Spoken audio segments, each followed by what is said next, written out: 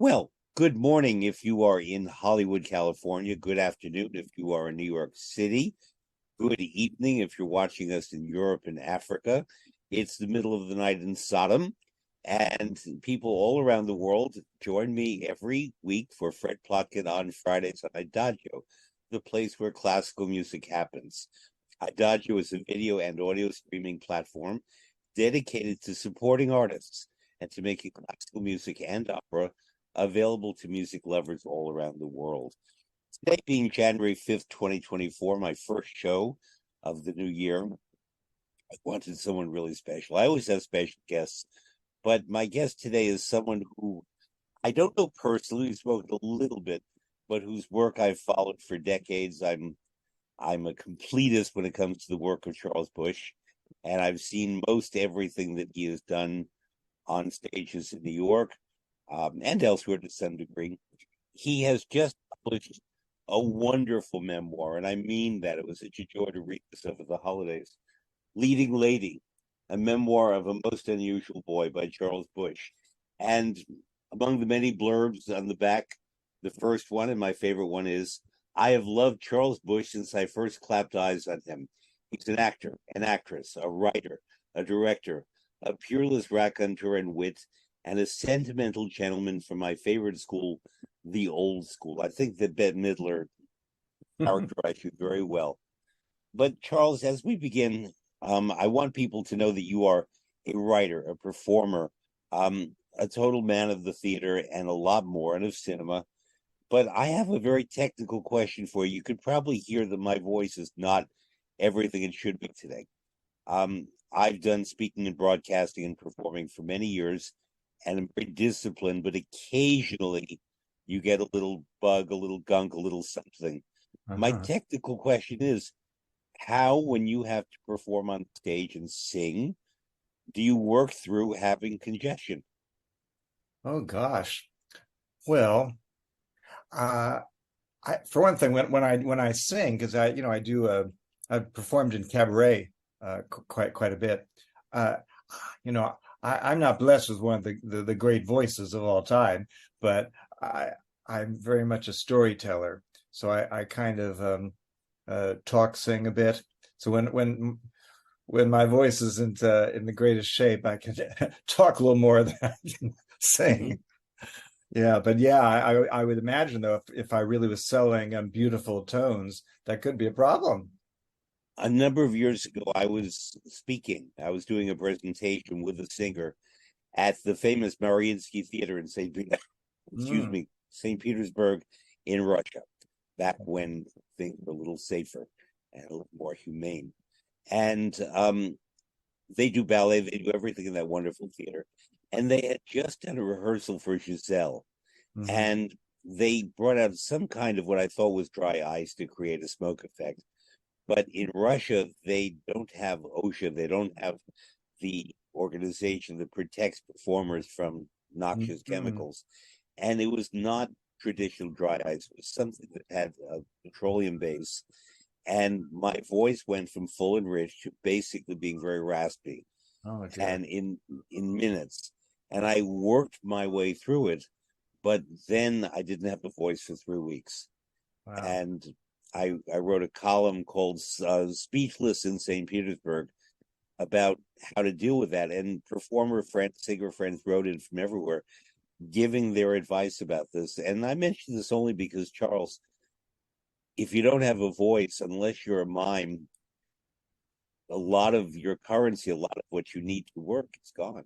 Well, yes. Well, in a play, which is really most of my experiences in a straight play, I can pretty much uh, use a damaged voice, or damaged is the wrong word, but a voice that's under stress.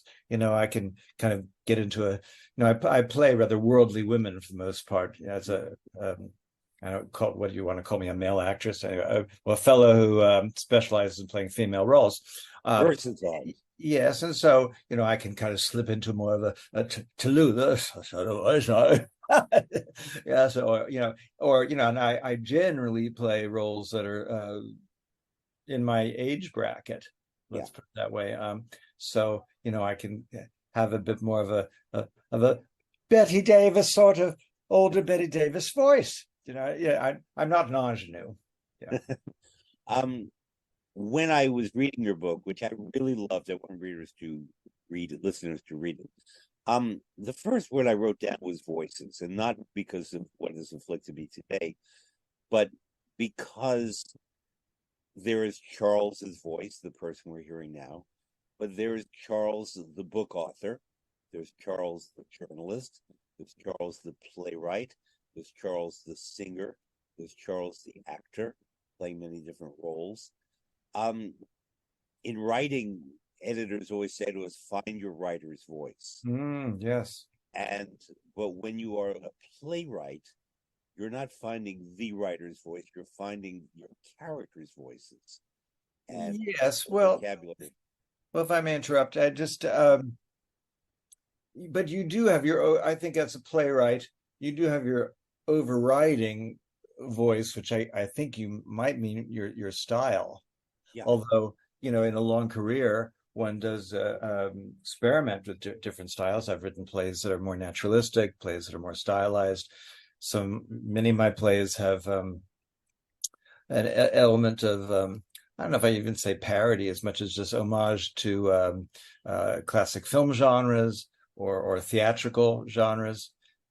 And it has annoyed me at times when critics or even certain theaters, when they do my plays, kind of assume that everything's in the same style, and and that's not really true.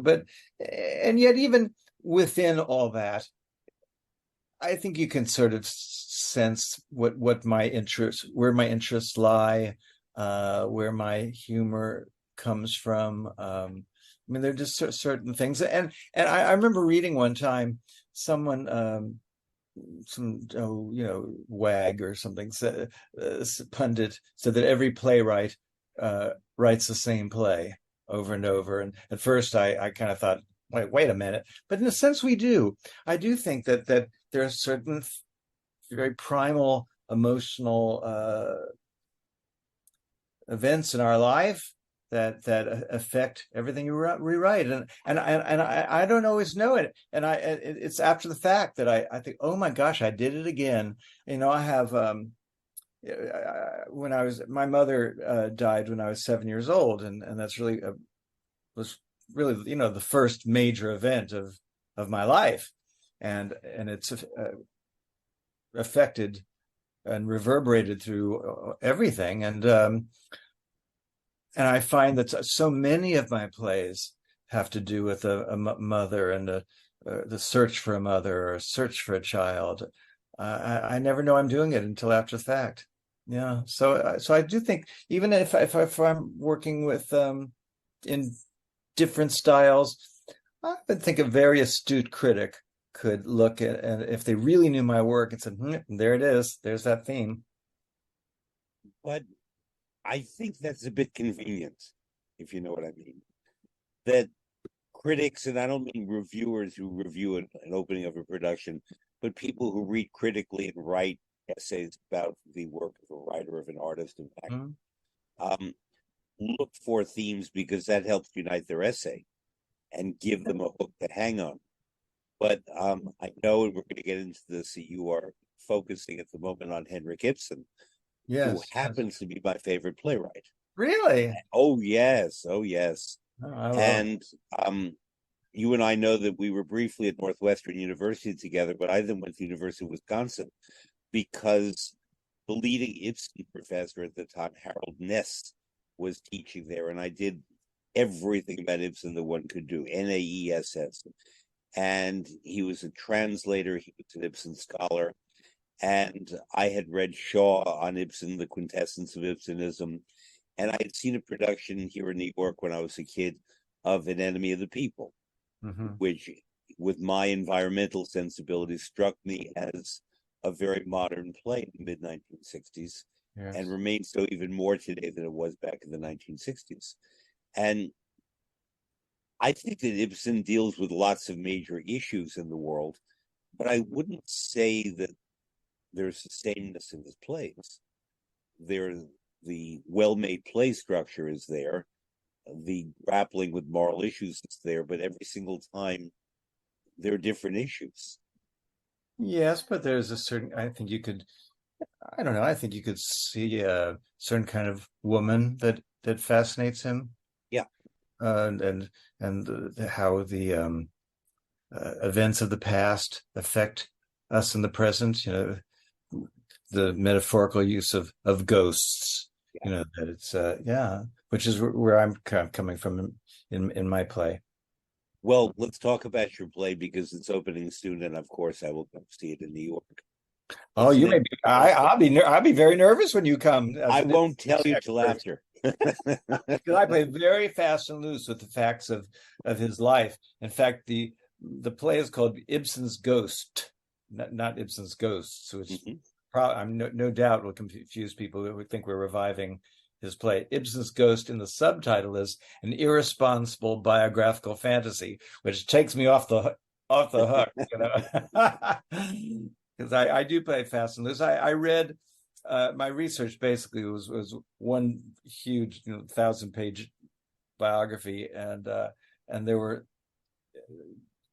the Rolf Fielder biography, or which biography was it? I can't say because they might come Okay. after me. It was a big book, and anyway, but within all those pages, there was really very little about his wife, Susanna. Yeah. And perhaps there just was very little to to investigate. Maybe there were no letters or whatever, so anyway, so it made me imagine what she might be like in the various tensions, being this perfect wife to the great man, and she really devoted her life to him. But there are also interesting things that I read that she had a stepmother. Her mother died in childbirth, giving birth to her, and her father, who was a dean of the church, married her sister's 17-year-old nanny, Magdalene Krog, who then became a very successful playwright and novelist on her own. And while Susanna was growing up, her stepmother held a literary salon in their home every week. So then that's all that biographer says. But of course, then I thought, well, what if? It's always, that's what writers do. What if they had a terrible relationship and that she somehow resented this stepmother who she'd. So as you were preparing to write this play and did your research, did you go back and read all of his plays or some of his plays? No, I did not. Okay. I reread the ones that interested me, that would serve my purpose, which were Hedda, Doll's House, Ghosts, The Lady from the Sea. Yeah. Basically. Did you read Little Isle? Yes, in fact, I have a character. I know that. The Rat Wife. I know that. That's why I'm asking you. Character in my play, the Rat Wife. Love the Rat Wife. That's really not many people can talk to you about Little Isle, but I can. No, oh my God, no! I'm going to be terrified when you come to the play. No, I'm not a critic. I'm not. I'm an admirer. I'm really not. Because I'm not looking for a biographical play on Ibsen's life and his wife's life and so on. You're not going to stand up in the audience and say, "No, shame, shame." So, did you ever happen to see what to me was one of the greatest theater performances I've ever seen? Vanessa Redgrave in The Lady from the Sea. I did not see that. I wanted so badly. I think that may have been when I was still in Chicago. Okay, yeah. But what I did see, which is one of the greatest performances I've in my top 10, was Janet McTeer in A Doll's House. Doll's House. I agree with you. Oh my God. Yeah. I'll never forget it. And it was one of those things where when you see a new interpretation and you think, well, why didn't anybody think of that before? That seems so clear. Yeah. Great actress. She is indeed a great actress. I don't know if you saw her as Mary Stewart. Mm-hmm. Yeah. The performance I wish I had seen, though, was and I was way too young, but when Maggie Smith did Hedda Gabler, directed by Ingmar Bergman at the National Theatre in London, that must have been, that's one of the great Ibsen productions. Yes. I want to go back a bit. Well, we can stick with Ibsen for a bit because I'd like to. Um, in 1992, I had the good fortune, I can tell the long story sometime, of being invited to Norway for work. Mm. And I said that I will only do this if I can stay another month and walk basically Ibsen's life and go to the settings of his plays, go to Skien, Skien, the town where he was from, go to Oslo, go to the National Theater, look at the Ibsen statue, try to absorb that Norwegian character, whatever it is, to understand people like the Master Builder, people who Rosmer's Home. I don't know if you ever saw that play I've read it. with Yes. Irene Worth and phenomenal performance. Um, and because I'm a believer that for certain writers and playwrights and painters and actors and musicians, if you go to their places and you really immerse, you come to understand things about them that you wouldn't otherwise. I'm sure. Yeah. So, where would we go to discover Charles Busch? It would be rather easy, in fact, because I've lived in so few places. I think I've lived in fewer homes than almost anyone I know. Frankly, I the first home that I remember when we lived in a suburb of New York, Hartsdale. I was there until I was 14. But really, my main home as growing up was my aunt's apartment in New York City, and because all my life, my aunt was my aunt Lillian was my mother's much older sister, and she was involved with me really from birth, and I often stayed even before my mother died. I would be spending weekends with my aunt, and then she when I was 14, when I was in a very difficult emotional place and failing school, and she adopted me and brought me to live with her in New York City, and so there was that apartment, and then I went to college, and I don't really count the places you live in college. I had a number of different student housing. And then I stayed in Chicago 2 more years after I graduated, living in a bunch of different apartments. But then I came back to New York City, and I lived in two apartments. That's it. And the current one I live in, it's been about 25 years, and I ain't leaving. That's it for me until they take me to the home. Maybe that'll be it. Your depiction over the course of the pages of Aunt Lil, as you call her, a character, was incredibly rich and diverse and not easy to pin down because we expect her to be Auntie Mame, but she's Yeah. not. No. I'm so glad you say that. She's her own person with her own very strong opinions and very strong moral code, Mm-hmm. not a judgmental moral code, but I think from what I glean from the way you write it, a belief in the dignity of individuals, but also that we have to accord them their privacy and we don't have to know Yes. every single thing. Yeah, she was an extraordinary person. And one of the main reasons I wanted to write the book really was to see if I could really paint a full portrait of her. The book's called Leading Lady. In some ways, she's the leading lady of the book. And I did not want to make it just totally an idealized portrait, because although her track record was pretty fantastic as far as support and wisdom and making the right choices for me, because she really understood the raw material of what she had, and it wasn't about a fantasy of what I'd like a little boy to be. It was, this is what I have to work with, and how do I make that soil blossom? However, there were a couple of times she was human. She was a woman of her period. She was born in 1909. There are a couple of choices that if she was absolutely perfect, idealized, maybe I wish she hadn't done or reacted differently. But I got to say, really, when you weigh it all together, I owe everything to her. I really do. She It strikes me in your portrayal as immensely practical and pragmatic. Hmm. but also can roll with a punch when a setback occurs. Yes, well, she was very worried that as a rather dreamy kid living in a world of heightened imagination, that I would not be able to really handle the mechanics of living, as she said, and she worried uh, from really when I was quite young, worried that I would uh, somehow live in a world of fantasy and make and have poor judgment and so she was determined to sort of awaken me and there are many lessons that she taught me of just having to be try to be objective. We can't really be completely objective, but to try and not to fool myself. I think she felt it was more important. It would be easy if you have to lie to other people, but just don't lie to yourself.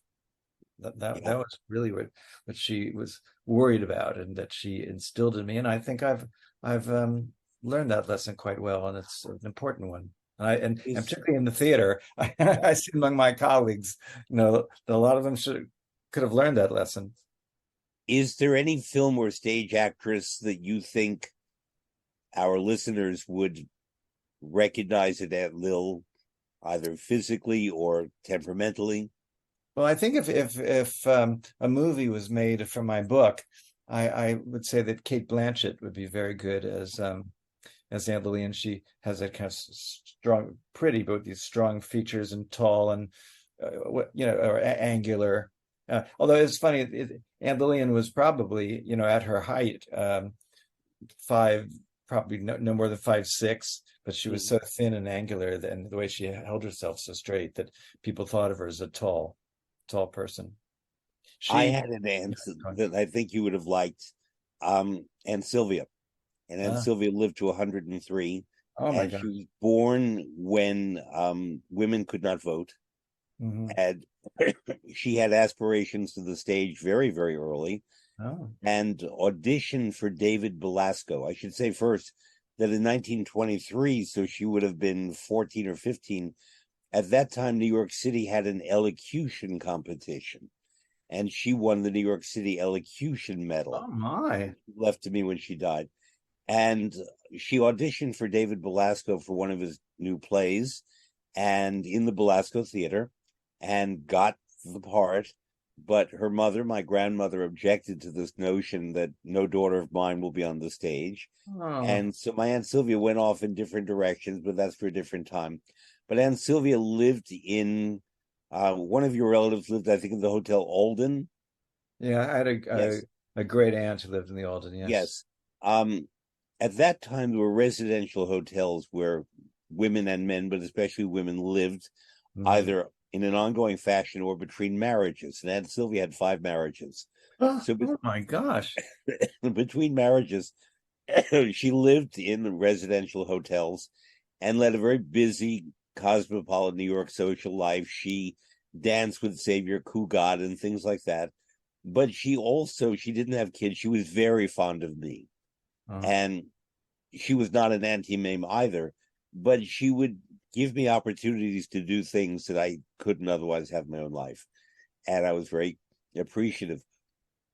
And one time she said to me, "Which actress do I remind you of?" And I didn't realize she was fishing for the answer that she wanted.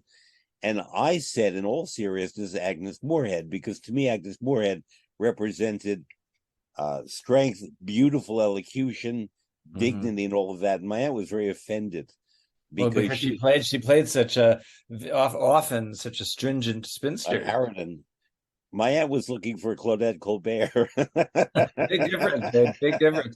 Well, it's funny because Anne Lillian used to provide images for me from classic film. Yeah. She identified with Ida Lupino, Hmm. particularly because Independent director. Yep. Ida Lupino also did a number of films, had a close relationship with her sisters. She was often the older sister Yeah.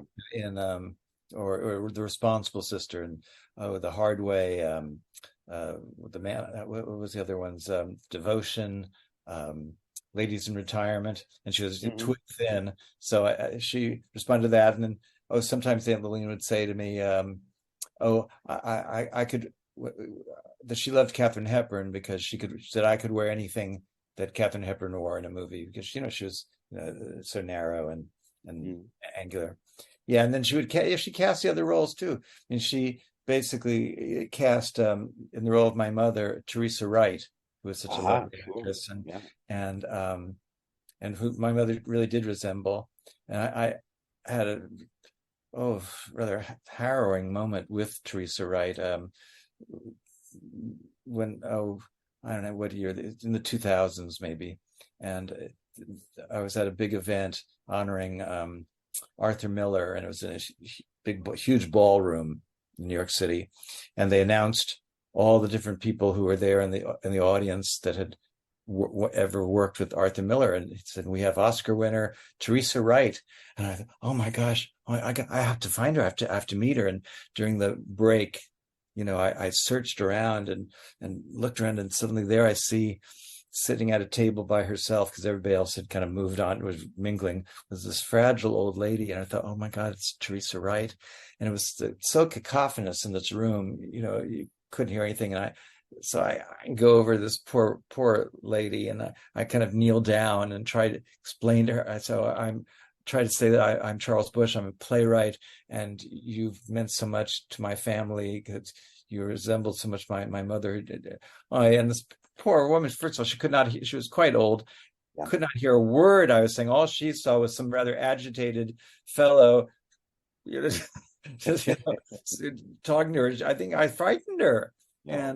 And at a certain point, she just kind of indicated that it was rather pointless Yeah. for me to continue, and I was absolutely devastated. And I left her, and I kind of found a corner of this enormous ballroom, and I really started sobbing. It was like this strange nightmare that my mother was alive in old age, and I get to see her, but she doesn't know who I am and doesn't want to talk to me. And it was really really a devastating experience. Charles, this prompts a question that I hadn't planned to ask you, but I'm going to. We have friends in common, and one of my very closest friends who died a few years ago of a brain tumor was named Brian Kello. Oh, he was wonderful. So I'm wondering if you knew Brian. Brian and I were exceedingly close friends. And for people who don't know Brian, he was many years the editor in chief of Opera News, and then I think features or managing editor. He wrote wonderful biographies of people such as the Bennett sisters, the actresses Ethel Merman, Eileen Farrell, Pauline um, Kael. Pauline Kael, the critics who measures the age. And he liked writing about women who were powerful figures in the arts, in the performing arts and showbiz. And I found him as editor because his editor had been my editor. Wow. And Brian and I mean, when he died, I wrote a tribute that people could find online. We're exceedingly close. And one thing that Brian did, and this is sad, I'm going to say it publicly. Brian had a wonderful partner who recently died as well. And therefore, Brian's papers, I don't know what's become of them. And I sort of feel a responsibility. I know that Boston College or Boston University was supposed to receive them. But one of the things that Brian did, and I wonder, Charles, if you knew this, is that he would track down mostly women from old Hollywood and interview them Well, I didn't. and document them, whether it was famous people like Helen Hayes and Teresa Wright, which made me think of it, or chorus girls, but he just wanted to have the most complete oral record of these women of old Hollywood and of the theater. And I don't know what has Were these become of published this. ever? Did he do anything? No, um, Brian had a very wicked sense of humor, and often these women would die very soon after he would interview them. So his working title for the book was "Dropping Like Flies," which Oh dear. Oh my. Well, he was very funny. I know him because my former partner, Eric Myers, yeah, often was was dear friends with him, and I met him through Eric. And Eric is also a journalist, among other things. And Brian would often have Eric interview various female opera singers who had gone through some kind of a crisis of some sort, and so he referred to Eric as Opera News's sob sister. If they'd had gastric bypass, or they'd had, or an unhappy divorce or something, Eric would show up there with a concerned look. Oh dear, you can talk to me. Yes. Whereas I tended to get the ones who were political refugees.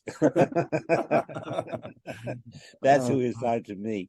But anyway, if anyone listening knows what became of Brian's, all of his notes and files on that, yeah, it was a brilliant oral history that he did. He would show me some of them, and Nancy Walker, things like that. People whose voices we would not hear now were it not for Brian having assiduously documented them. He loved opera, he loved music, but his first love was Hollywood and cinema, and he loved Los Angeles. And but anyway, I'm putting that out there. It prompts me in a way to ask you to read a couple of pages from your book, because Brian's favorite opera singer is someone that you write about in the book, and I knew her and I loved her as well. But very specifically, this was your introduction to opera. So, if you please. Now, my book is written in very short little tidbits. They're almost like eating potato chips.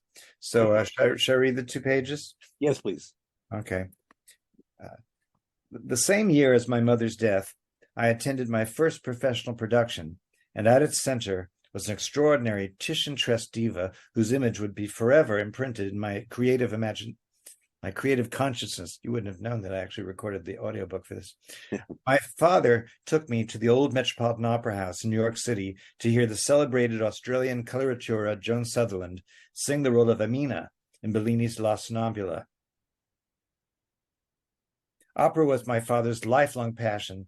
Daddy possessed a rich baritone, but lacked the gargantuan drive, discipline, and exceptional talent essential to a career on the operatic stage. He had to settle for selling opera recordings at his music store in Yonkers and playing roles in summer stock and community theater. Daddy performed occasionally with the Westchester Opera Guild, and their production of La Traviata the previous spring made a huge impression on me, particularly the soprano playing the tragic Violetta. After the performance, I was taken backstage, where my father introduced me to the principals and the cast. The romantic doomed courtesan Violetta was revealed to be a dowdy suburban music teacher. Not in the least disappointed, I was fascinated that she could be so utterly transformed under the stage lights. Perhaps then a young boy from Hartsdale could be transformed into Holly Golightly from Breakfast at Tiffany's, which my father had recently taken us to see at the RKO Proctor's. Now, arriving at the Met, I held tightly onto my father's hand as we passed through the dark, sooty entrance on West 40th Street. We were thrust into a 19th century opera house of pure gold, with 4 tiers of horseshoe balconies and so much gilded Beaux-Arts detail that our eyes had to give up taking it all in. It was as though I'd been miniaturized and tossed into Aunt Lil's jewelry box. The lights dimmed. Each side of the gold damask curtain was pulled diagonally up, up, up, as the first act opened on an exterior of a village square with glimpses of winding streets. Then Joan Sutherland made her entrance. Tumultuous, deafening applause greeted the diva known worldwide as La Stupenda.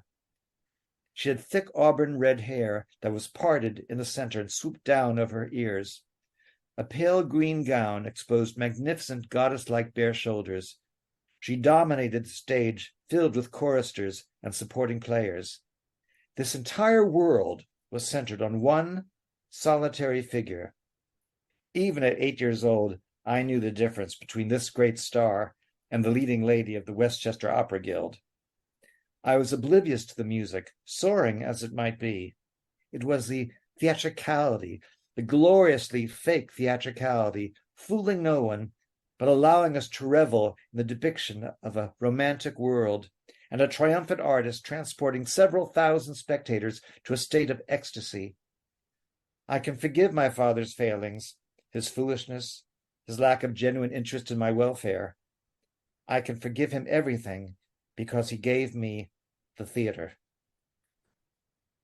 Thank you. I went to my first opera when I was 3. I didn't take much in except for the fact that people were cheering like crazy. It's awfully young. Well, my cousin was appearing in the opera at the Old Met, Okay.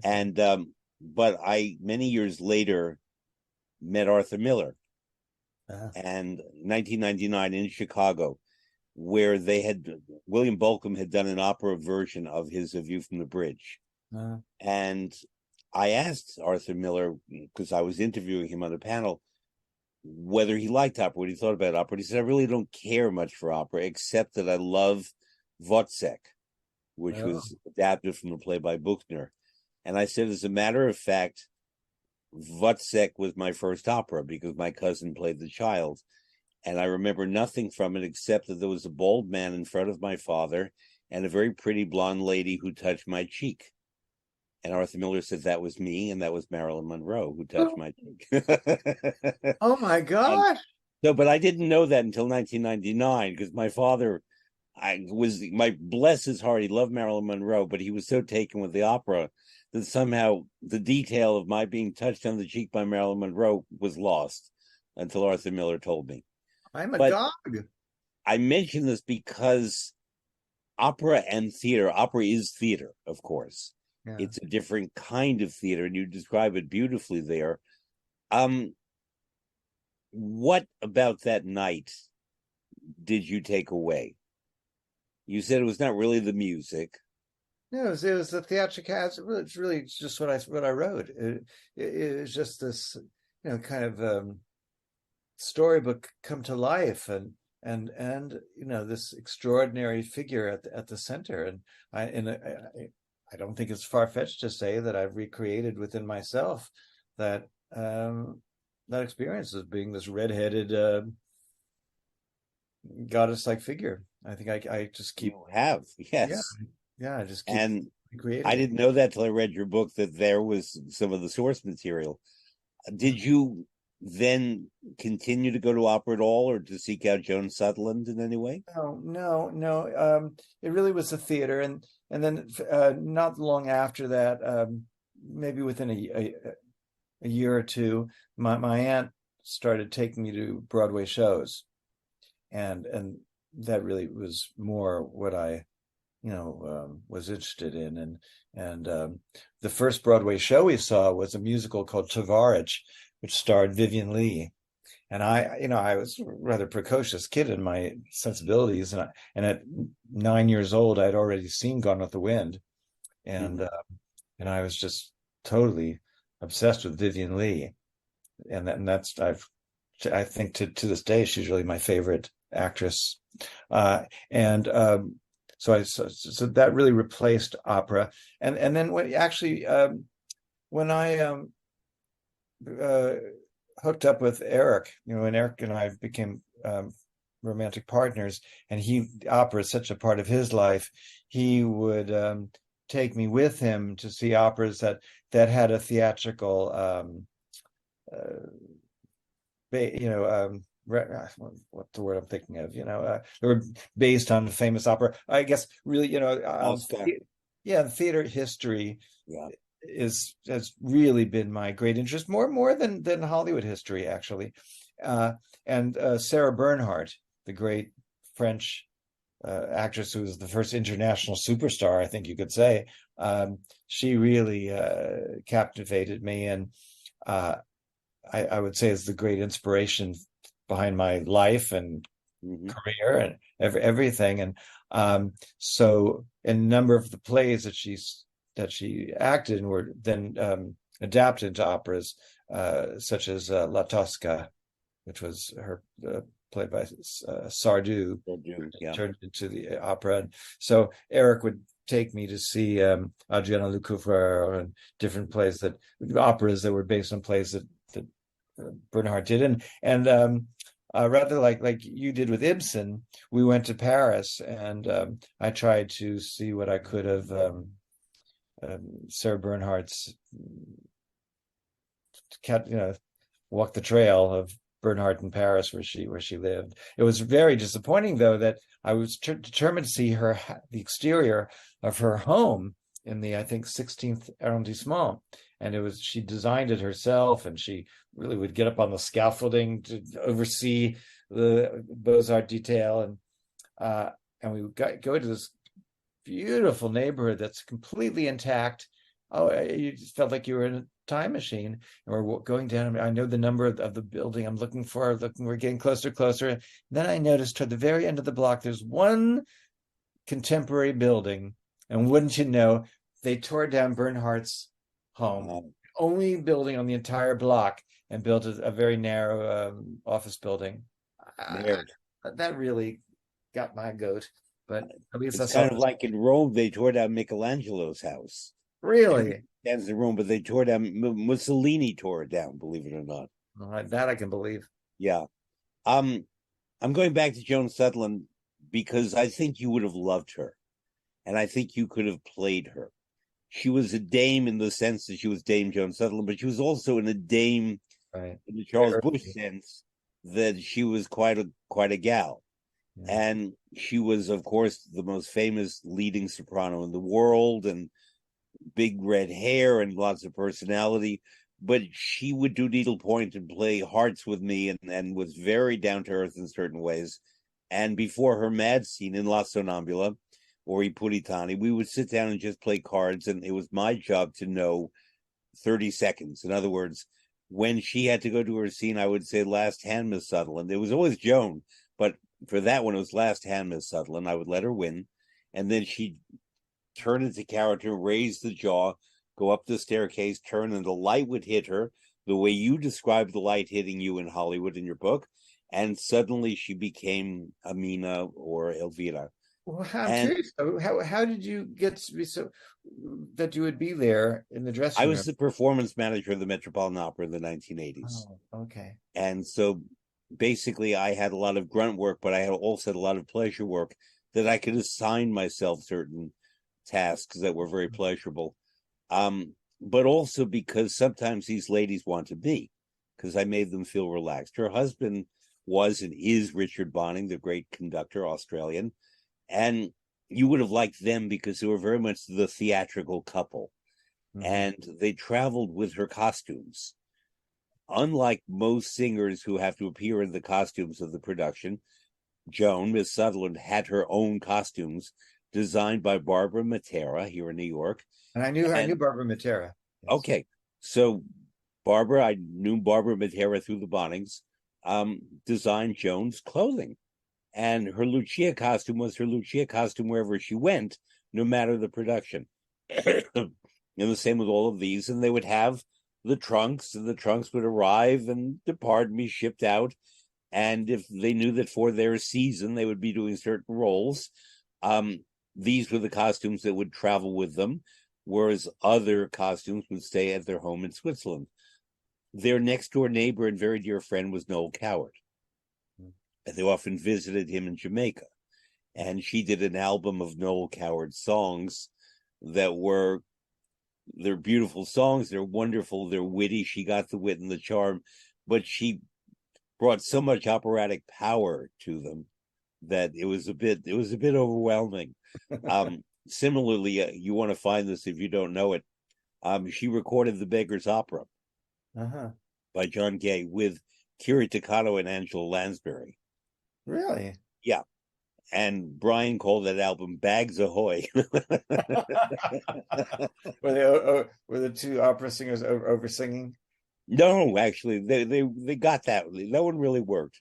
Kiri Takano played Polly Peachum. I forget Angela's role, but she was there. She held up her end and then some with these two operatic ladies. What year do you think this would be?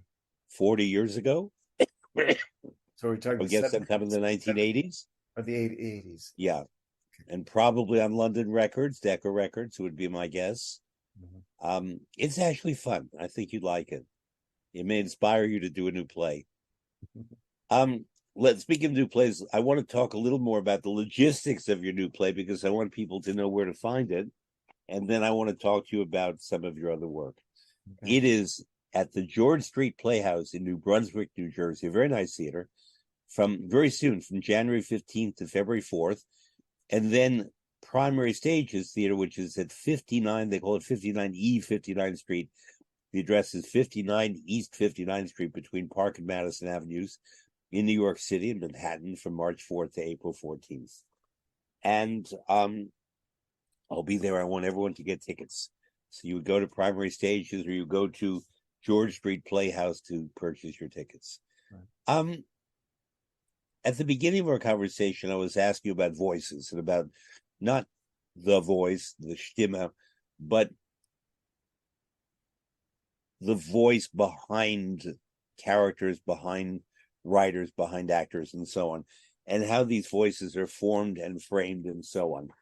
And I'm going to use terminology that you obviously know very well, and listeners may know well, but I would like you to really point me in the right direction if I really don't use the right expression or phrase, because I think a person of your generation, which is my generation, who performed drag roles, D-R-A-G, might be perceived differently as what drag is as opposed to what drag may be nowadays. And maybe drag is a different expression nowadays, theatrically, a different expression than it was then, or am I wrong?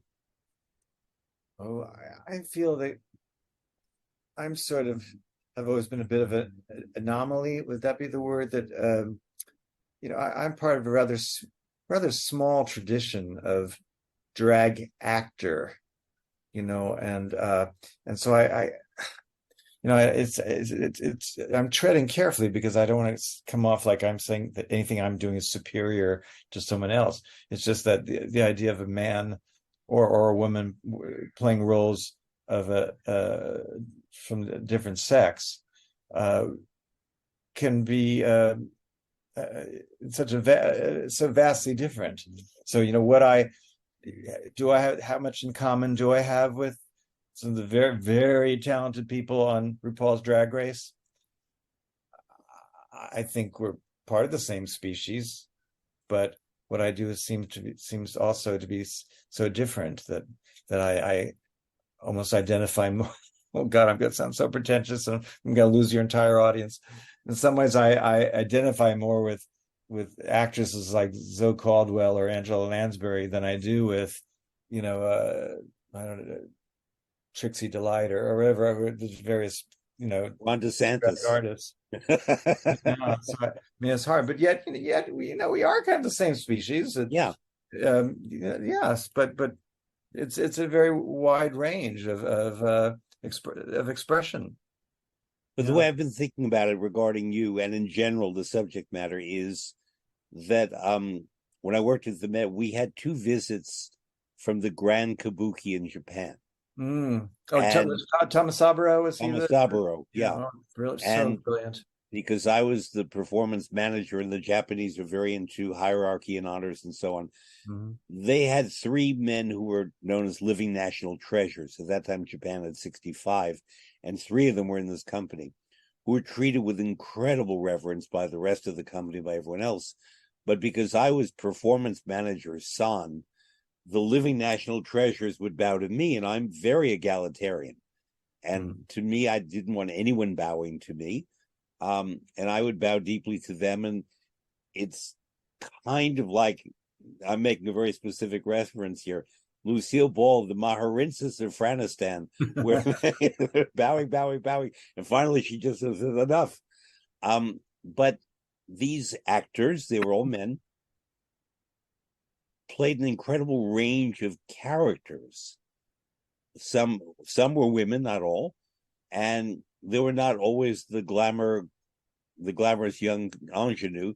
Sometimes they were older fishwives and bless you, experienced women and prostitutes and madams and everything, and they played the whole range.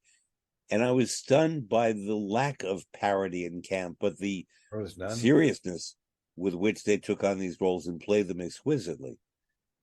And I see your form of acting, and I've seen you in many things, as more in that tradition. That I think I am.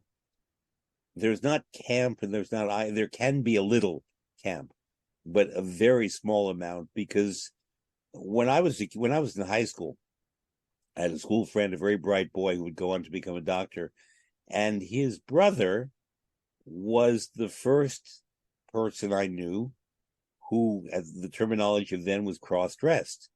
And he was part of a troupe called French Dressing, and he had a prominent nose, and he did Barbara Streisand and Bette Midler and Judy Garland, except Claude Sasha. Yeah, Well, yeah. his stage name was Claude Sasha, not his family name. His first name was Kenny.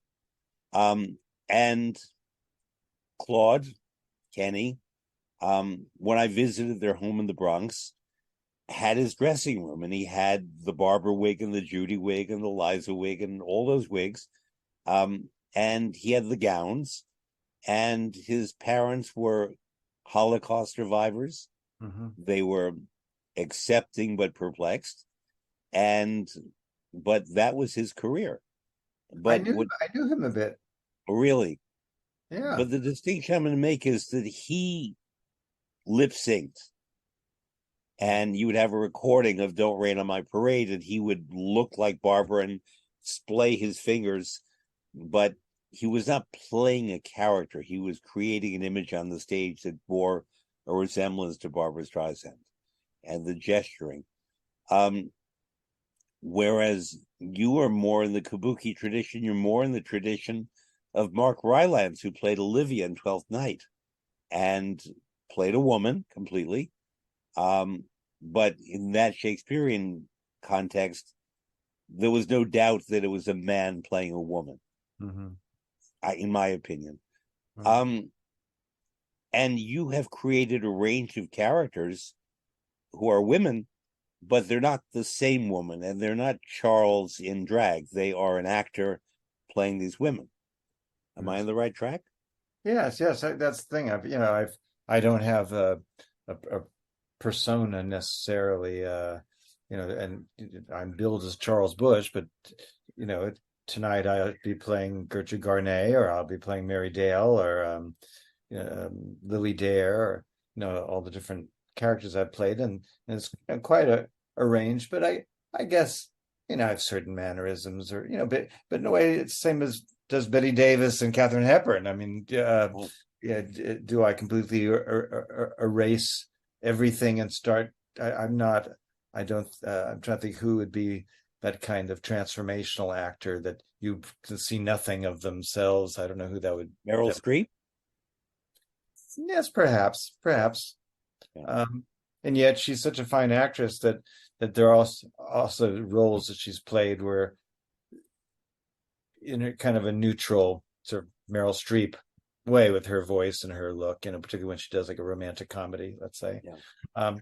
But yeah. I mean, I just but often I do use elements of famous actresses.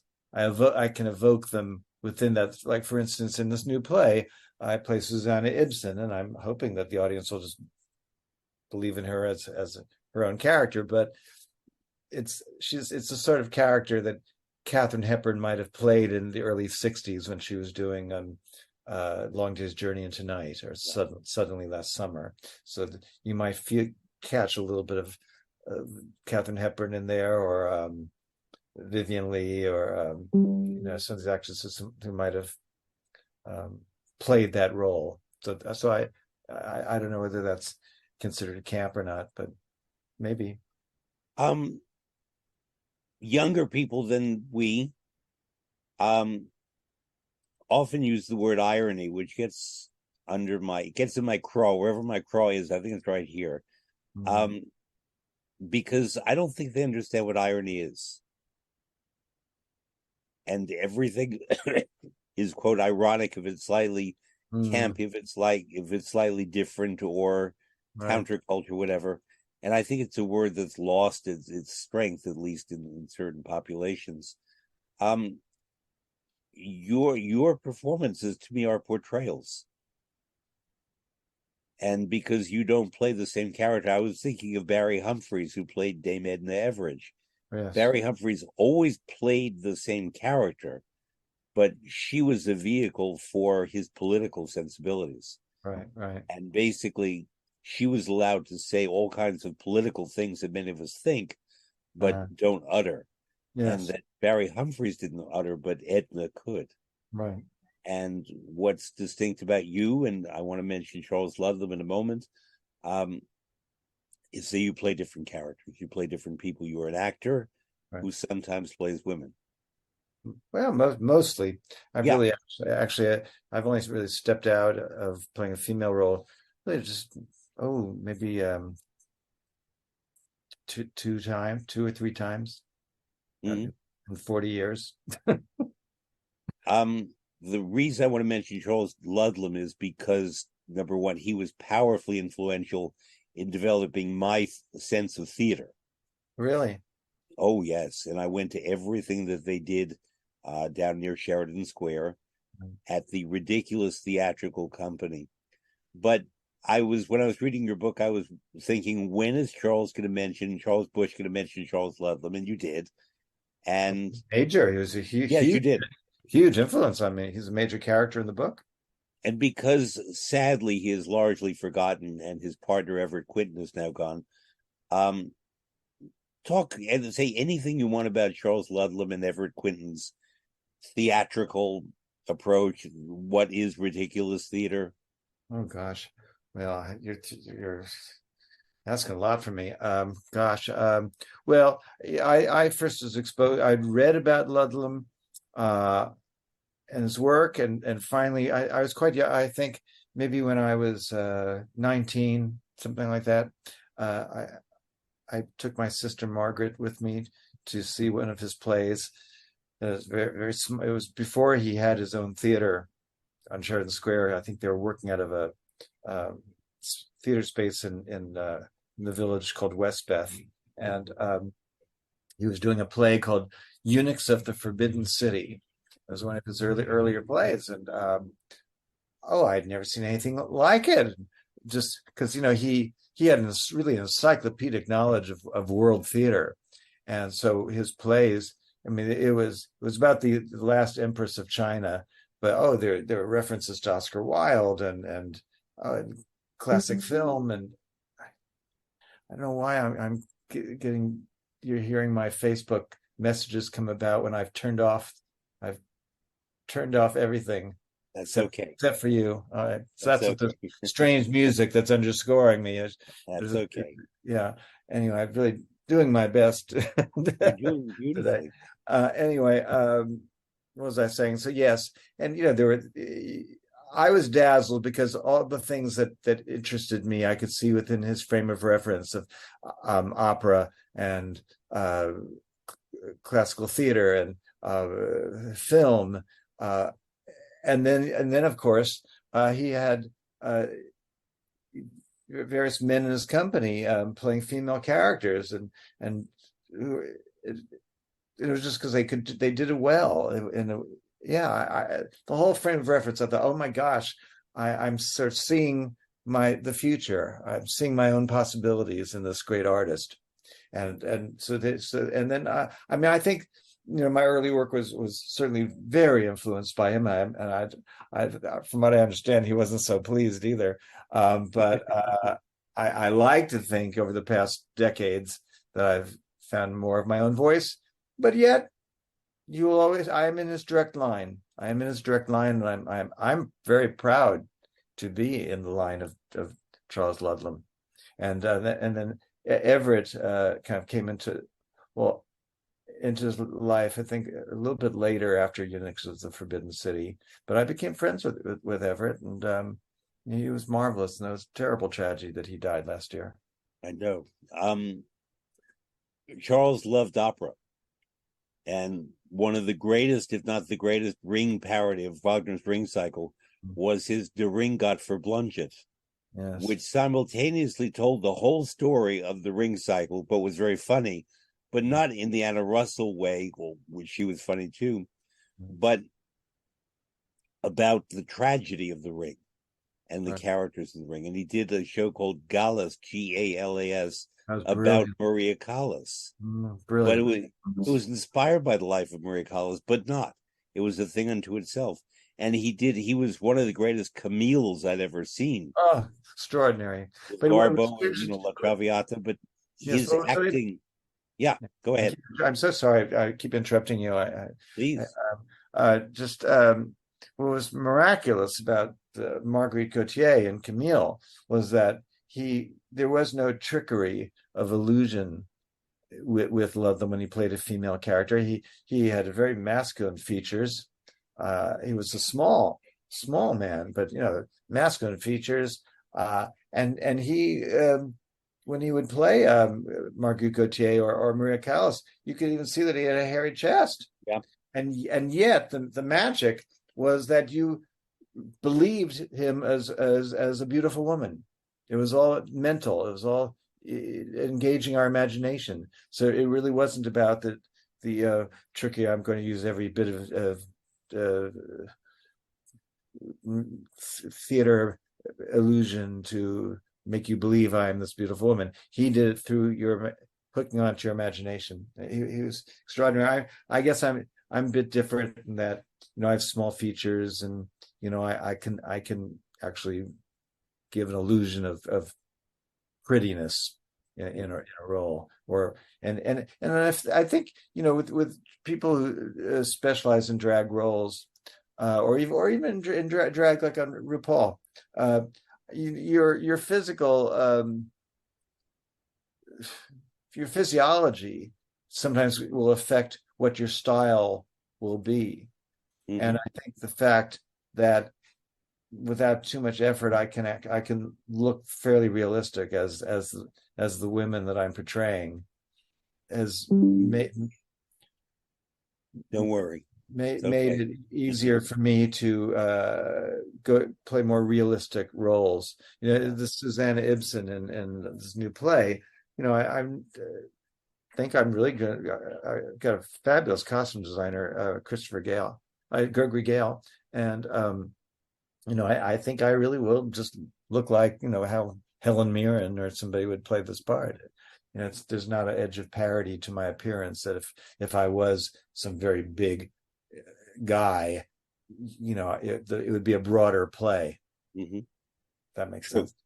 You'd have to acknowledge the physical presence of yes, because sometimes my plays are done frequently or in different theaters around the country, and I see photos sometimes of these productions, and the people playing my roles are wildly different from me, and they'll be really huge guys who don't look, or whatever the case is. It's a very stylized production because they and if they're 6'5" in heels and a huge wig, their leading man might be 5'6", and they tower over it. And I guess it's a different kind of, it's much broader, different kind of performance, but good time seems to be had by all, and they they pay the royalties, so that's fine with me. I only met Charles Ludlam and Everett Quinton once. It's when I was performance manager of the Met, and they were attending something, and as the manager, one of my many jobs was to moderate the backstage list of which visitors went to which artists. I wish I could recall whom they were going to visit, but I was so thrilled that they were coming backstage that when I was backstage, I told the security guards to send them to me. And it was not because I had to, vet them. Obviously, I love them, but I said I didn't gush, but I really said, I've loved your work. I have been inspired by your work. I don't say this often, but I feel I really want you to know that I'm the performance manager of the Metropolitan Opera, and it's an honor to have you here. Mm-hmm. And they, especially Charles, glowered at me. It's as if they'd been taken into detention. He would not break a smile. He didn't say thank you, and he wasn't rude, but I think he just felt he did not want to be detained at that moment when he was going backstage to see whatever friend of his he was going to see. Wow! So that was my only contact with him. It's okay. Well, he was a complex man. He was a complex man. I mean, I think in the chapter, going back to my book, darling, the chapter, I'd say, I mean, he was mercurial. He was mercurial and not so easy. No, It was not. Yeah, yeah. But Um, brilliant, brilliant man. you mentioned before that your inspiration comes more from the theater line than the film line, but I I obviously I think most people also see in you someone who draws inspiration from golden era actresses, Yes, and absolutely. there are many that you mention in the book. You do not drop names and hurl them to the ground, but you have wonderful vignettes and portraits of these people whom you met or whom you admired and so on. Is there any single one or two of those great ladies that you particularly have a fondness for or identification with? Hmm. Gosh. Well, I mean, I did that whole pantheon of extraordinary women of the golden age of Hollywood. I adore Barbara Stanwyck, who I think has Yeah. could do. She was one of the few who was as skilled in comedy as she was in drama. Um, Vivian Lee, as a great actress, inspiring.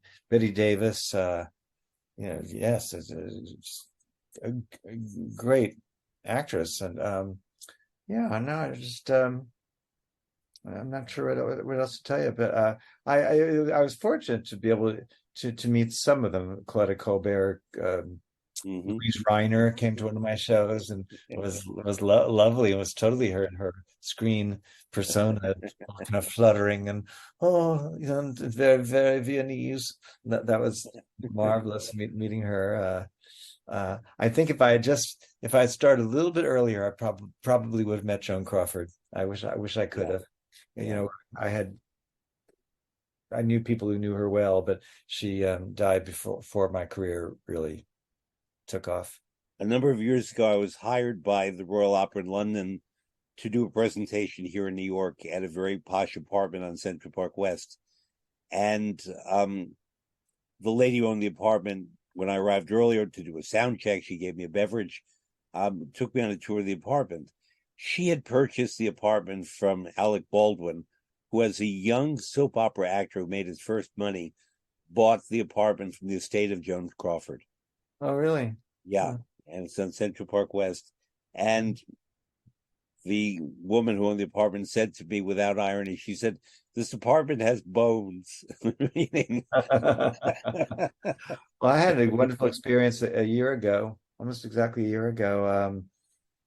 The Greta Garbo's apartment on East 52nd Street was on the market again. And on Facebook, one of my friends had posted that he'd had a chance to see it, and so I said, "Oh, how can you get me in?" And so he introduced me to the um, real estate broker, and so I got to spend about an hour in Garbo's apartment, and it was interesting because although when she died in 1990, I believe she had willed the apartment to her niece, who was her executor, and then I think in 2017 they sold the apartment, but to a couple who were great Garbo fans, and so they did not gut the apartment. They kept a number, all of the architectural details that Billy Baldwin had designed for Garbo, and that including a big rug that Garbo designed. It really was quite faithful, and so I felt like the scene in Queen Christina when she's memorizing every detail of the tavern bedroom where she's stayed, and it was odd and marvelous looking out at these extraordinary views of the East River from Garbo's windows, and thinking this is what the view that she saw. I find I when I was a kid, I growing up in New York City, I a couple times kind of ran into her and followed her around a bit. Yeah. yeah, there's a passage in the book where you talk about looking at swatches, Yeah. and where she was there and you caught her eye and you tried to enlist her judgment about which swatch was best of a piece of Without saying a word. not saying a word. But it points up to something very important about New York City, that we are surrounded by these people all the time. Yeah. and Not so much now, though. They're all not so much now. They now most have their, fascinating people, I think, are all gone. Yeah. yeah. But what I mean is their equivalents today Really? are Who? among us, and they tend to be out and about in the city. But does Um, anyone have the great mystique that these ladies had? no, I hesitate saying this because I really try to, when people ever ask me in an interview, how would you compare the, Hollywood stars to actresses today with stars of the past? I don't want to fall into that trap and say, oh, nobody today has the allure that, stars past, because it makes you come off like an old, fogey. But however, I will just say that there was something growing up in New York City in the 60s and then into the 70s that the fact that you could see Garbo occasionally or Jacqueline Kennedy. Yeah, I mean that some of that's someone with real mystery and mystique, and it was almost like getting a glimpse of a unicorn. And I don't know really. I honestly I can't think of anybody today that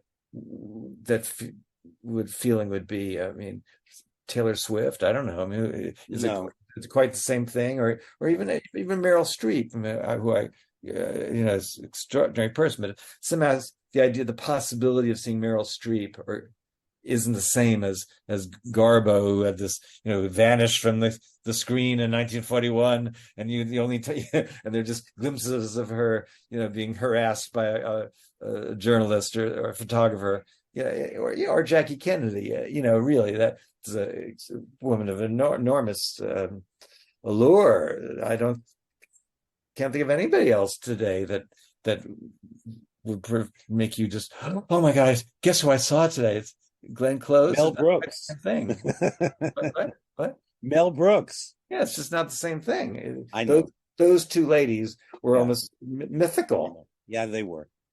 Um, it leads to a question that I've never asked someone who grew up in New York this way, but it's an important one given that we are contemporaries. Nowadays, we can have with TCM, with streaming, all kinds of means for seeing all of these films. Right. But when I was growing up in the 60s here in Manhattan, and you were too, there were not many ways to see all these films. There might have been the 9 o'clock movie or the late show on one channel, on channel 11, usually on our television here. But we had a theater on the Lower East Side in East Village called the 80s St. Mark's. Oh, yes. They used to do double features of, two Henry Fonda films, or you pick it, and whatever it was, they would be there. And I built up my vocabulary of old cinema going to the Theater 80 St. Mark's, a little bit to Yes. the Thalia, but that was foreign films. But how did you acquire your knowledge? Well, at Theater 80 St. Mark's too. Well, early on in television, Yeah, my father loved um, watching movies on TV, and yeah, I mean, I would stay very late and no wonder I was flunking out of school. Watching the Late Show or the 4:30 movie in the afternoon, yeah. or $1 Million Movie where they showed the same movie 25 times during one week. But then I remember my best friend Andy Halliday, who lived in Orange, Connecticut, and we saw that there was scheduled. I was a teenager, I was in high school, that a double feature of Judy Garland, Mickey Rooney movies was playing at Theater 80 St. Mark's. And so Andy said, please go see it and let me tell me what it's like, because there was no home video yet. So I went. I sat through a double feature of Babes on Broadway and I think Strike Up the Band, and oh my God, they're so frenetic that I left there just bow-legged, just wobbly, just after being confronted with so much talent and energy. But that's what we would do. What I find interesting is I've asked older gay men who are a much different generation from me, that you would hear about, like when you see someone like Boys in the Band, they all know Maria Montez, they're all quoting lines from All About Eve, and you think, well, how did they get to memorize these movies when they were not available at all? Maybe you'd see them once in a while on TV, possibly. But I think, for one thing, sometimes people would have get a 16 millimeter print of this old movie, and they'd put up a sheet on the wall and invite all their friends over, and then they would see it that way. I remember I was friends with the great gay film historian Vito Russo, and occasionally he would do that. And this is, I guess, just, well, early days of home video, maybe even before, and he would show the great women's prison movie Caged in his apartment, and we would invite all his friends. And I do remember, though, when home video first came out, and Vito and I both were just chomping at the bit. We knew that Judy Garland's last movie, I Could Go On Singing, was going to be released, and every day I would run into him at the World of Video store as we're waiting for the shipment to come in, and finally it did. It's very different today. And yet it's funny, you'd think that like young people would know more about classic film because it's so available, but I think maybe when it's too available, and you can just, if you want an answer to your question, you just go on YouTube and see the scene that you're interested in. You don't have to see the whole movie. But it seemed like what I had to do with the theater, and I was so lucky growing up in New York City that if I would look through one of my picture books, that I would have great stars of the American stage, and I'd see a photo of Laurette Taylor, and pictures of her in Peg of My Heart and The Glass Menagerie. And then I would go over to the Library of Performing Arts at Lincoln Center, and after school, and spend several hours just going through in their research department, looking through scrapbooks of all her clippings. And that was, to me, really fascinating. I wonder if you ever came across a man named Gene Stavis, Stavis. So Gene was, I'm saying this with no humor of any kind, was one of these unusually very, very, very, very fat people who was almost immobile in his home, and he had home care. He was a film scholar, and I'm sorry, had acquired the original films of a lot of old Hollywood films. And he lived on East 23rd Street in an accessible building near a hospital. And it was a very sad life in a way, except that he enriched his life by having people come over and screening films and talking about them. And he was a very close friend of Douglas Fairbanks Jr., whom I met at Gene's home. And Gene had a private collection of films that he seldom showed because they were his secret films. And you had to gain. And I'm sure they were, some of these films, were a lot of them were kind of on the black market, and you really, people have gone to prison because of that. Yeah, exactly. And one of the films that he owned, but you had to really gain his trust, and I finally saw it there, was a 1956 film starring Katharine Hepburn and Bob Hope. Oh, yeah. The Iron Petticoat. It's a terrible movie. Horrible movie. And The Iron Petticoat was a remake of Ninotchka with Melvyn Douglas and Greta Garbo. And apparently both Katharine Hepburn and Bob Hope thought the film was so wretched that they acquired all the copies they could and burned them. And Gene had a copy of The Iron Petticoat, but you never mentioned that. And I had seen every film by Hepburn up to that date at the 80 St. Mark's. And I said to Gene, I wish they had The Iron Petticoat. And it took years, but finally he said to me one day, I'm showing a film this Friday at 8:00, and I'm not going to tell you the film, but you do want to be there. And Douglas Fairbanks Jr. was there, and only a few people were there whom he trusted. And it was The Iron Petticoat because he owned it. Yeah.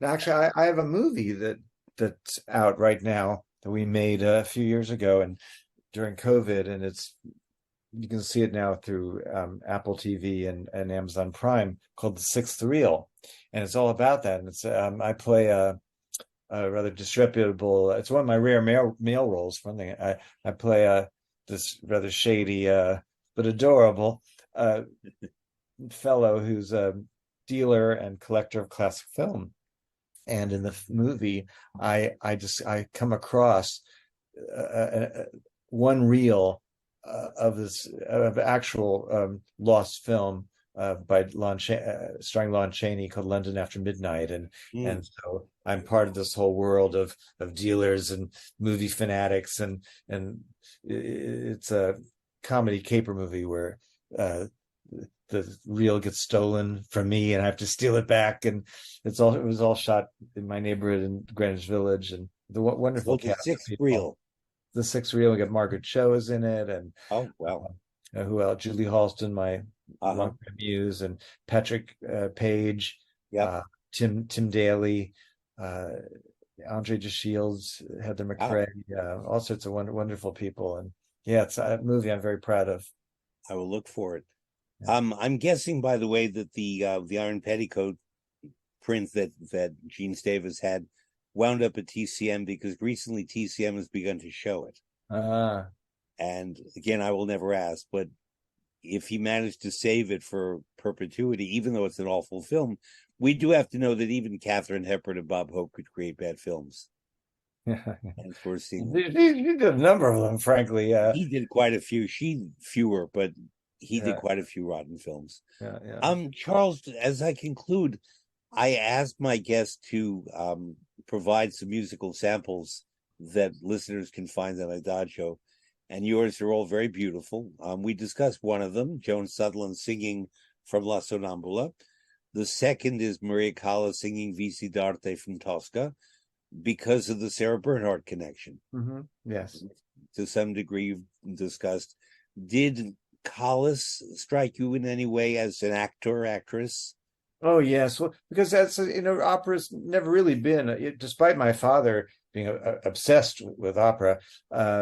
It was certainly a secondary interest for me. But the Callas as a personality, I find absolutely fascinating, and and she's a great actress as well as a great singer, and I just for me, since I come at it from more of a theater place than a music place, when I watch her, the clips of her, oh, it's just you're seeing acting at its finest, and I tried to learn. And when I was same as when I study films and try to glean something, learn from these actors. One of the things I've tried to learn from Callis when I've performed in cabaret is how the acting continues during the musical interludes, Mm-hmm. and I just absolutely mesmerized when there'll be sort of a long interlude in the middle of an aria, and she's so engaged, and the play of emotion on her face is hypnotic and so eloquent. And so in my own way, I thought, okay, during when I sing a popular song during the piano interlude, I have to stay in character. I have to continue the drama of the song. So I've learned from I try to learn from the best. Sure. Well, Sutherland and Collis, it's as good as it gets. In November, December of last year, I did a 5-part series devoted to Collis. I've never done a series before on Fred Plotkin on Fridays around her 100th, what would have been her 100th Yeah, birthday. So I can send you links to that, and wonderful. viewers can just enter Fred Plotkin on Fridays, Maria Callas, and find it. Um, you selected a beautiful piece of music, Chopin's Prelude in E minor, Opus 28, number 4. That's been used in many classic films. Tell me Many about that films. piece.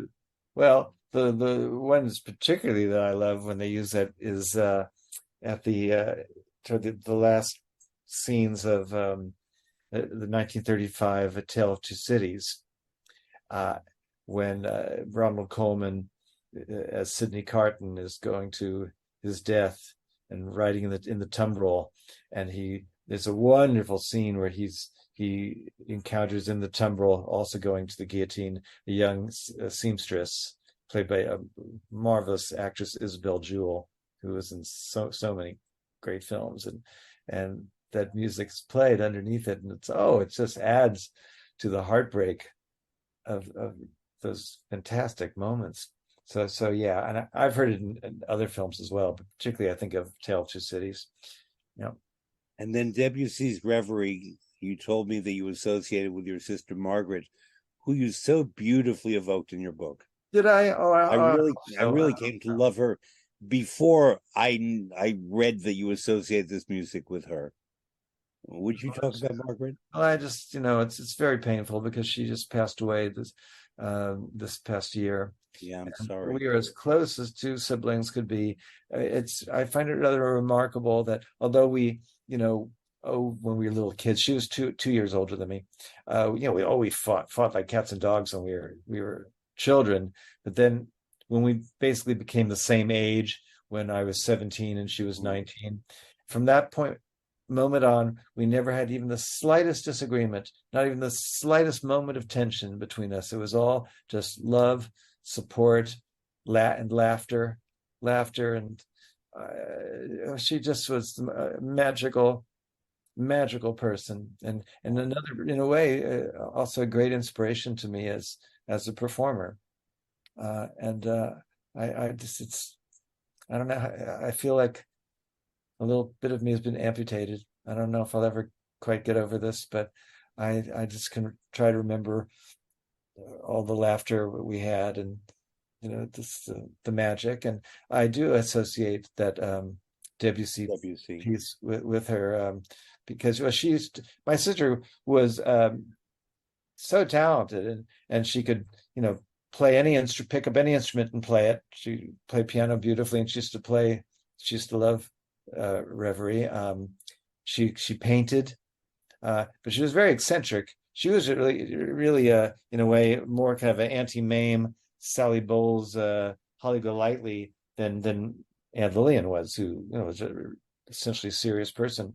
But yeah, my sister, animals flocked to her. She was so enchanting. Describe how she would take wild dogs and tame them. Oh, she could do anything. They're just I remember our friend Scott had this mercurial Labrador who was just it was a little scary. You never knew when he'd turn on you, and he was just mesmerized by my sister and would just do anything to please her. She could teach any dog all sorts of tricks until finally they would be so exhausted they would have to lie down, but they were just enchanted by her. But she was that kind of charismatic person. And should I just tell that one last funny story about that? Aunt Lillian's sister, my Aunt Belle, had this horrible cat, yes, Rocky. And when we go over to Aunt Belle's for Thanksgiving, once in a while you'd see this bloated, greasy faced, nasty looking cat just poke its head out of the closet and then go right back in again. Well, Aunt Belle broke her hip and was in the hospital and rehab for about a month. And so Margaret, my sister, took Aunt Belle's cat, took Rocky to her apartment. And several weeks later, I went over to visit my sister, and I sit down, and suddenly this gorgeous, silky, slim feline just comes up, just leaps onto my lap, just preening, waiting for me just to stroke her.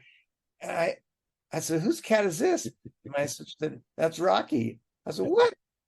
And really, it was like Betty Davis and Al Bridger, after the cruise.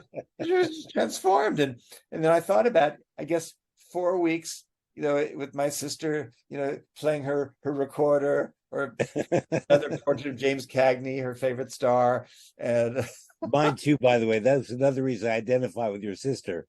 Jimmy Cagney is my favorite film actor. Yes, she named my nephew Jimmy after him, and having this little boy, running about.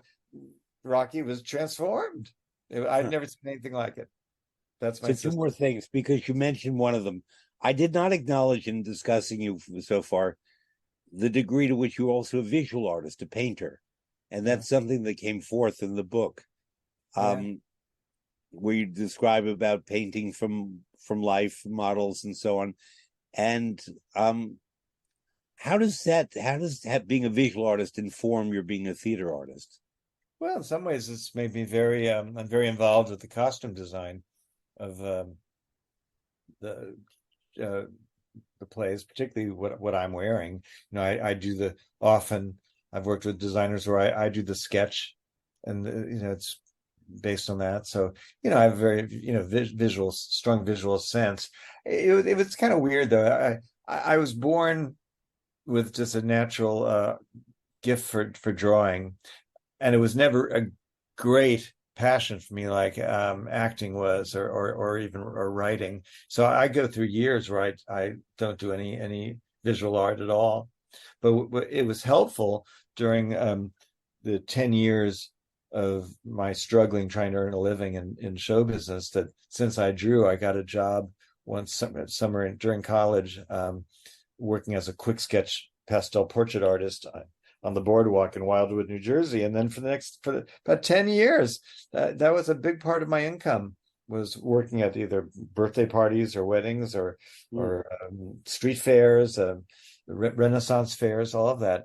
And I think in a way it spoiled visual art for me, because it really was like being a waiter for me. And there's something, it rather coarsens your sensibility, as I would imagine. I think I've read certain actors felt that when they did years on a soap opera, that it was difficult for them because it sort of coarsened their sensibility, and they had to kind of really get back to studying acting, whatever. And so, when I was a quick sketch portrait artist, you couldn't get too artsy, and you had to go for the likeness. You had to flatter everybody. You just it coarsened my sensibility, and it also made me feel associated with bad times. Yeah. And then after finally in 1984, 85, when we did Vampire Lesbians of Sodom, and it became a big hit, and from that moment on, I could earn a living. I really stopped all visual art, and once in a while, if we needed a prop of the portrait on stage, the grandfather's portrait or whatever, I would do that, because I can also draw. I can draw in other people's styles. I can do in the style of Augustus John or Keane or whatever's required. So I would do that, but then once in a while, I'd say maybe every 7 years or so, I get out the paints or the pastels, and but I'm very, very harsh judge of my work as an artist, and I get so frustrated in a way that I don't as a writer, and I look at the stuff I'm doing now. This is not good enough. It's not good enough, and then I put it away, and then years later I'll go through the portfolio and think, what was I thinking? That was good. That was fine. Well, why was I being so mean to myself as a visual artist? So, I don't know. Something I do. I had one last question, but one other popped in my head. Here's the one that popped in my head. Have you ever had a 90-minute conversation with someone the way we're doing now, and your play, The Tale of the Allergist's Wife, never came up? I don't think so. I think that's it. I think you win the prize. Well, folks, Charles wrote another wonderful play that appeared on Broadway. Among his many wonderful plays, The Tale of the Allergist's Wife. Now, here's the question that I was saving for last. Among the many wonderful vignettes and stories and memories that you tell in your book, one that I particularly loved was when you met Carol Channing, the great Broadway actress, and how Carol Channing would transform into Carol Channing. Would you talk about that? Well, it's an odd thing and it recurs throughout the book, because that so often when I've done certain events, I end up in sharing the dressing room I end up being put in the women's dressing room. They often just sort of take me at face value as a great lady of the theater, and nobody seems to ever blink an eye. It's happened to me numerous times. And one time, it was a big annual event. I think it might have been the Broadway Cares Easter bonnet contest or something. Anyway, my friend Carl, who's really my closest friend and directs many of my plays, but he was quite young at the time, and he came with me I think it was at maybe the New Amsterdam Theater on Broadway. And anyway, they took me to this big communal dressing room, and I was the first to, Carl and I were the first ones to arrive, and then Mario Cantone, who was the host, poked his head in and said, you're in the women's dressing room. They put you in the women's dressing room. I said, no. He goes, yeah. He goes, I'm with Brian Stokes Mitchell and Patrick Stewart and Nathan Lane, and it says here you're with Carol Burnett and Donna Murphy and Audrey McDonald. I said, wow, really? And at that moment, Carol Channing walks in with her husband Charles Lowe, and they briefly say hello to us, and she puts her stuff down next to me at this shared dressing table, and Charles Lowe goes off to see about the lighting and the sound and everything, and Carol Channing starts putting on her makeup. She arrived no makeup on, and she started. Carl and Mario and I were just riveted, and she's putting on this wild stylized makeup with like a pink cheeks and then pink like across her nose, and I start putting on my makeup and putting on my false eyelashes and getting into drag, and Carol Channing turns to me and she says, I can't do my trademark false eyelashes anymore because I have a permanent eye infection. So I've learned how to give it a similar look. I said, oh, really? So she takes out a black eyebrow pencil and she starts drawing just black stripes on her eyelids. And I'm thinking, I don't think she's going to, pull this off, but okay. So she does this whole face. And then when she finishes, she just turns to me and her face is maybe 3 inches from mine. And she says, how do I look? And so I had to kind of pull back a little bit and take in the picture. And I had to tell her, I said, you look like her. Yeah. That's exactly what she needed to know, because that's the terror of when we get older too. And on Broadway, can we still do it? And can we, and could she still look like Carol Channing, this creation? And she pulled it off. And she was quite old by then, and she wore a lot of wigs, but on the stage she became Carol Channing with the sort of the crossbite and the and she looked like, even without the false eyelashes, the way she did it, she looked like Carol Channing. Then she got up. When the light hit her, she would suddenly animate it and she'd lose decades. Yeah. That happens. There's a thing in the book about my encounter with Milton Berle, who was very old, and I worked with him, and when I introduced him on stage, he came on and he was in drag. It was this big drag extravaganza we did at New York's Town Hall, and anyway, he came on stage and seemed ancient, and the audience was all applauding, and they stood up, and and he crossed to meet me center stage on this enormous stage at Town Hall, and just seemed so old and frail. But and he grabbed my held onto my hand, and as the applause, just waves of applause, suddenly his neck extended and his back straightened, and it seemed like the wrinkles kind of smoothed out. And I it was like this vampire is draining the youth out of me, and by the time the applause crested, he was young and I was like this husk of a female impersonator. Yeah, Carol Channing, leaving out Marilyn Monroe brushing my cheek, Carol Channing was the first star I ever met when she was in Hello, Dolly, and I was 8 years old, and my cousin Alice was playing Ermengarde in that production. Oh, so Alice Blake was your cousin? I knew Alice. Yeah, my beloved cousin Alice. She was great. She was Alice Plotkin. Oh yes, of course. She was the child in Wozzeck at the Met, and that's how that came about. But Alice took me backstage to meet Miss Channing, with whom she was very close, by the way. And I didn't know about autographs, and Alice said, you should ask her for her autograph on your program. And I didn't know what that was yet, and I didn't have a pen with me. I'm a writer, but I didn't carry a pen at 8 years old. And the only thing that Carol Channing had was her lipstick. So she wrote her autograph on the program, and I didn't know. I closed the program shut and took it home. And when I opened it up, it was just red splotches everywhere, but I lost Carol Channing's autograph. Oh, but wow. She made an impression. And you make an impression, Charles, in the best way. I really thank you for this visit. I wanted someone really special and positive and affirming and thrilling to start 2024 with on my program. And you more than fill the bill. And I look forward to seeing you as Mrs. Ibsen and in every other endeavor that you do. And Charles Busch, thank you really so much for this visit. It Well, was it's been great. so much fun. It's been delightful. We're just beginning to find out all the people that we have in common. I adored Alice Playton. Anyway, we'll sign off. To be continued. Yes, But thank you very much and Happy New Year. you too.